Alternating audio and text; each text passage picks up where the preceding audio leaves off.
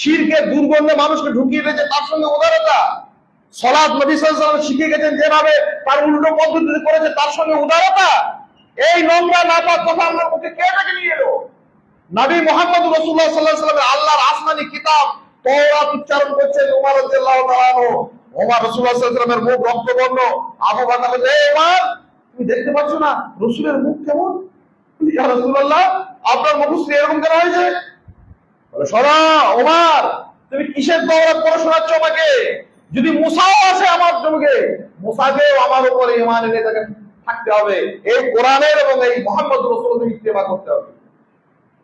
সেই যুগের নবী, প্রতিষ্ঠিত নবী, মহান নবী মুসা আলাইহিস সালাম, তিনি যদি এই যুগে আসেন, মুহাম্মদ রাসূলুল্লাহ সাল্লাল্লাহু আলাইহি ওয়াসাল্লামের ইত্তেবা করতে হবে।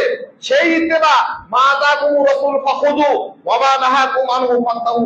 সংস্কৃতির নাম করে, পোশাক আশাকের নাম করে, নানা রকমের বিদআতি আচরণের নাম করে একটা জায়গাতে গেলাম, রমজানের ইফতার হবে, ইফতারের টাইম হয়ে গেছে, একদম সঠিক টাইম, সারা পৃথিবীতে সেই টাইম স্বীকৃত। মক্কা, মদিনা, হিজাজ মাটিতে একবার ইউনিভার্সাল একটা ব্যাপার, সেটা বসে আছে সব। আরে ইফতার কেন করবো? বলে, আরে একটা সমাজে রয়েছেন, আমরা আমাদের প্রায় 5-7 মিনিট পরে ইফতার হবে, 5-7 মিনিট পরেই করবো না কেন? আমি 5-7 মিনিট পরে করবো, আপনি আমার সঙ্গে করুন। আপনার উদারতা শুধু আমাকেই করতে হবে না, আপনি 5-7 মিনিট, আমার তো ব্যাপারটা আগে হচ্ছে, তো আমার সঙ্গে আপনি করুন। হ্যাঁ, না, এটা সম্ভব হবে না। বলে, আচ্ছা, তাহলে আপনার সঙ্গে আমাকে সম্ভব হতে হবে নাকি? আপনার ভ্রষ্টতার সঙ্গে আমি এবার উদারতা কাকে বলে ভালো করে শিখে নেন।